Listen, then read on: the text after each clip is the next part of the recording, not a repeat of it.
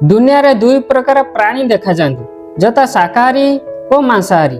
खाद्य श्रृंखलार एहीपरि प्रकार भेद देखा जाए, जेपरि बाघ, भालू, सिंह, बिलुआ, शृगाल एपरिकी कुकुर मध्य मांसाहारी प्राणी अटंती, कारण एमानकर मुख्य खाद्य मांस अटे। सेहीपरि गाई, छेली, मेंढा, महिषी, हाथी, हरिण प्रभृति शाकाहारी प्राणी अटंती, कारण एमानकर मुख्य खाद्य पत्र, पनीपरिबा, फलमूल इत्यादि अटे।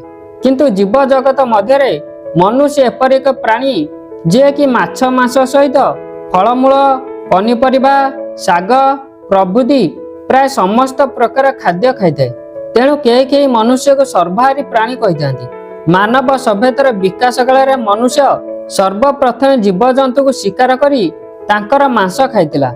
पर धीरे धीरे मानव सभ्यतार विकास सहित मनुष्यर खाद्य परंपरा रे परिवर्तन होइतिला एवं मनुष्य मांस सहित शाकाहारी भोजन करितिला। किंतु वैज्ञानिक दृष्टि देखिले मनुष्य मध्य मांसाहारी ठारू शाकाहारी लक्षण अधिक देखा जाए। मनुष्यर शारीर गठन को देखिले मनुष्य शाकाहारी के मांसाहारी ये विषय स्पष्ट जना पड़े। उक्त भिडियो मनुष्यर विभिन्न अंग प्रत्यंग गठन दृष्टिकोण मनुष्य शाकाहारी के मांसाहारी से विषय विस्तृत आलोचना करा जायछि।